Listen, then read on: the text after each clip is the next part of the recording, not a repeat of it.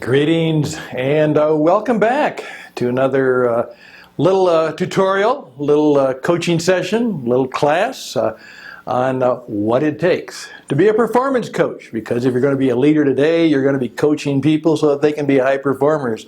To be a business leader, to make some critical and crucial decisions about the success of the business, and perhaps even to have your own business, to be responsible for it in its entirety.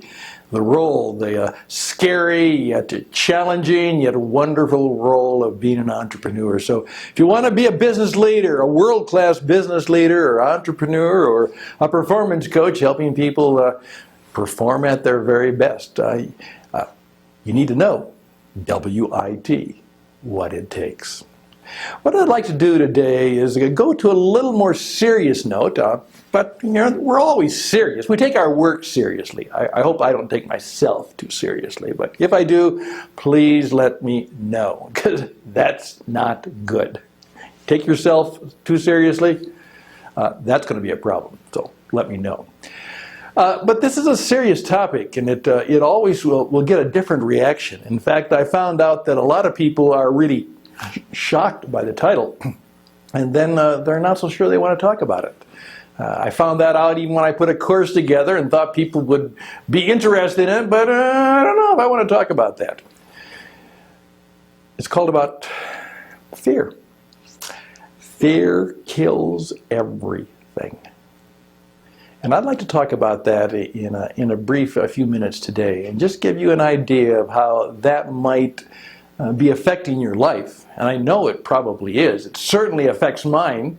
And learning how to deal with fear is part of what it takes to be world class, to be a business leader and entrepreneur today. Let me take you back to a number of years ago. This was a story. There was a group of us and we were together for a family reunion. You know how those things go.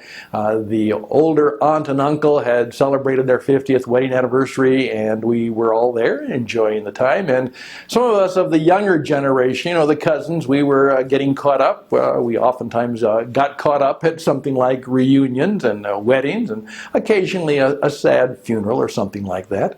And so we were getting caught up. And then one of our cousins kind of stops the conversation around the punch bowl by saying, "Well, I quit my job." And we said, "What?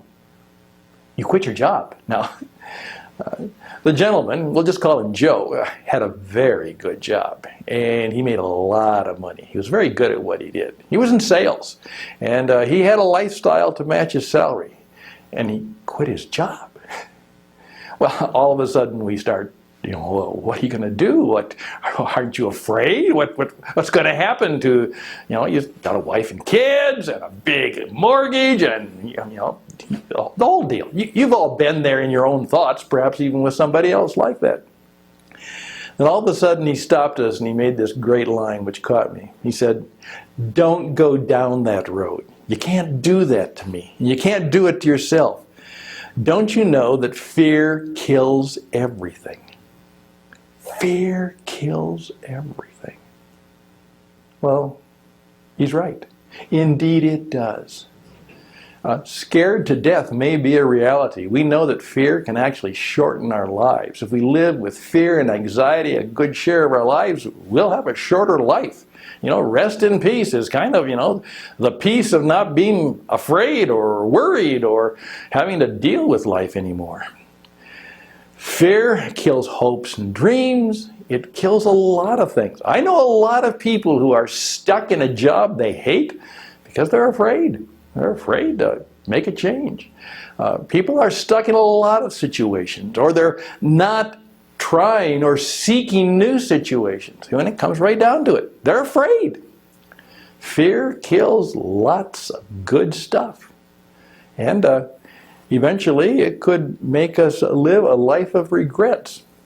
One of my favorite stories is called Going to Nashville, and perhaps I should play it for you sometime. And it simply is about a couple that decided that even though it was quite fearful, he quit his job and went to see if he could make it in Nashville. You know, they had a house, a mortgage, job, kids, but they said, "We're going to find out if we can make it in Nashville. So they did. It's kind of scary. Would any of you take that kind of a risk? Well, very briefly, I just want to tell you about some of the 5 fears and how they can build on them.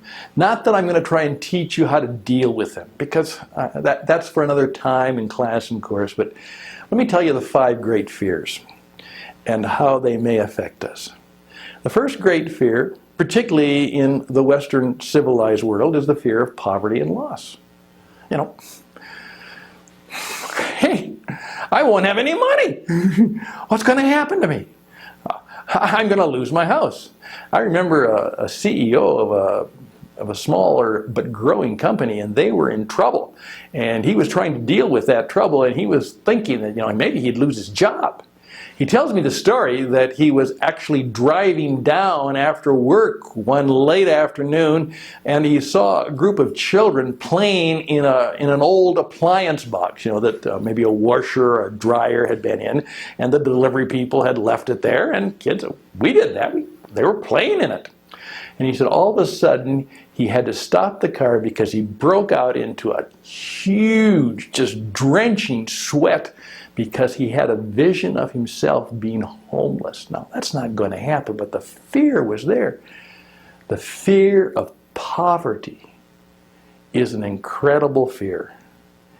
And that is the origins of a lot of our fears. It'll stop a lot of good stuff.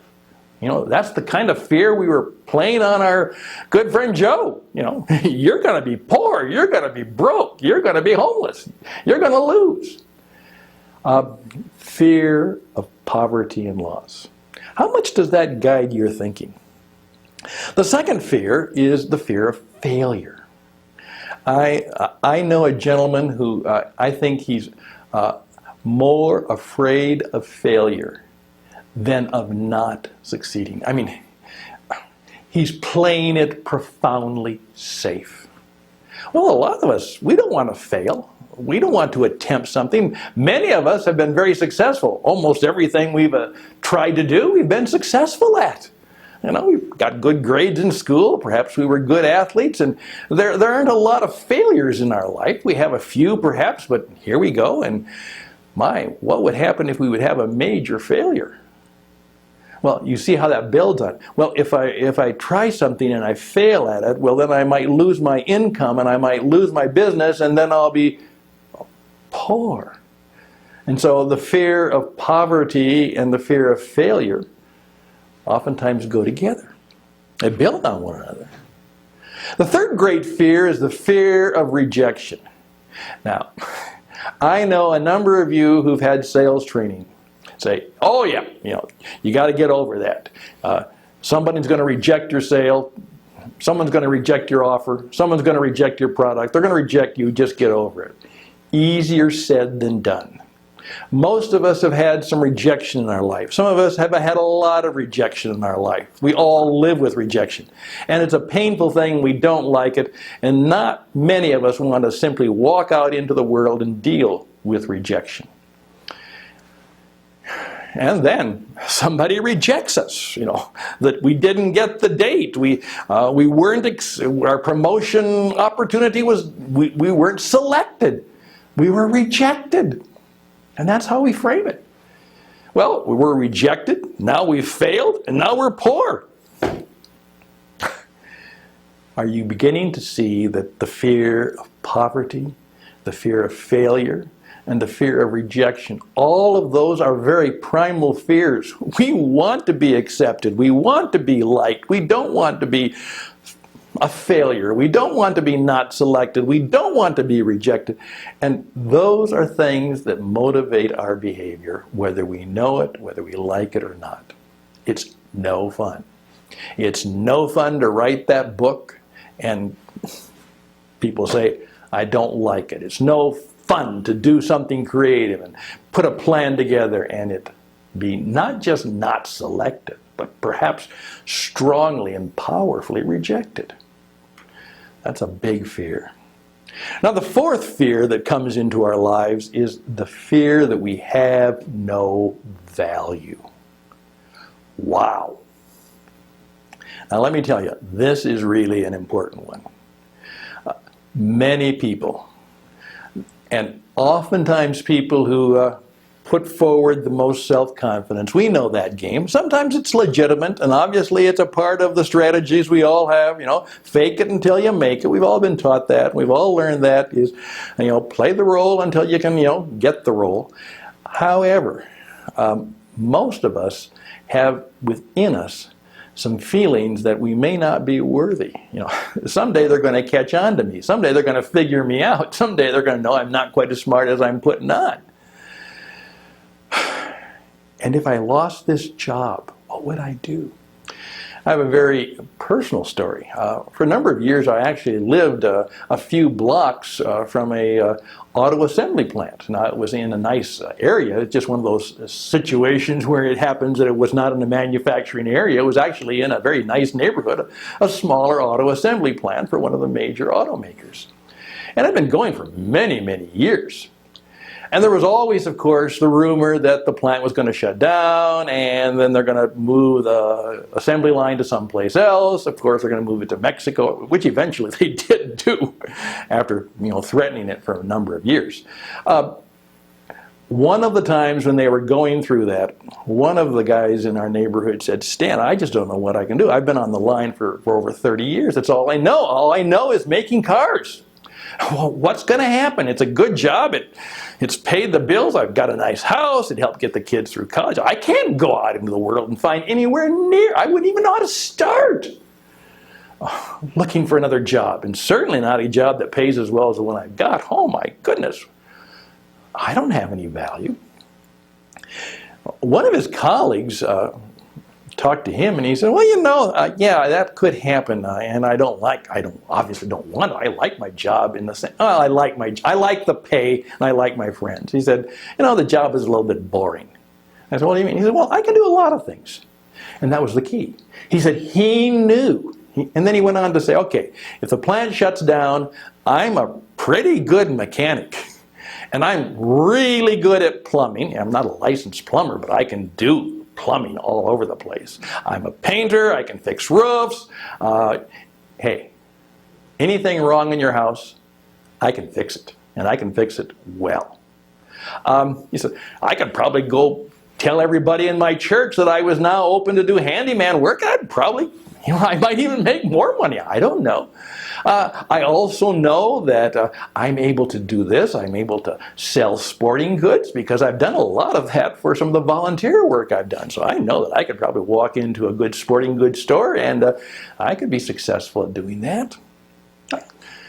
I can paint houses. I do a nice job on that."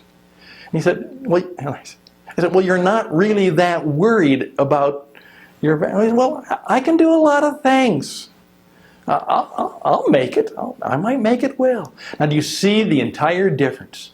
Is that he was confident of his value. And that's one of the fears that a lot of us have to overcome. How can we be confident that we have value?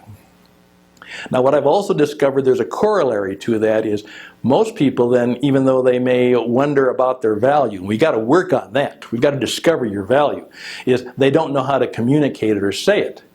And one of the things I oftentimes do when we finally discover that people have some value that they can put out there, they need to be able to demonstrate it and speak to it and to show it to others, that their product, their service, whatever they're trying to do has some real value that they can articulate and speak to. The fifth great fear is the one we all look at, and that's the fear of death.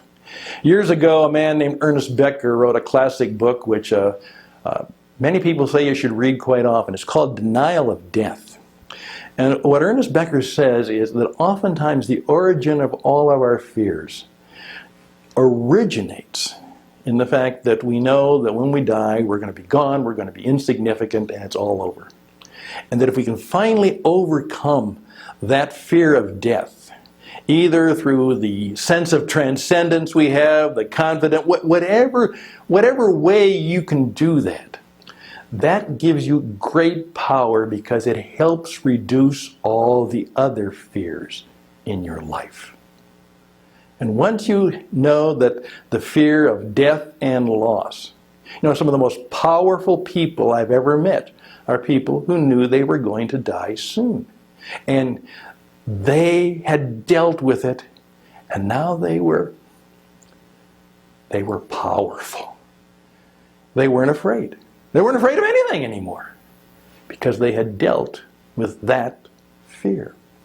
So that's about all for today. I just want you to think about that.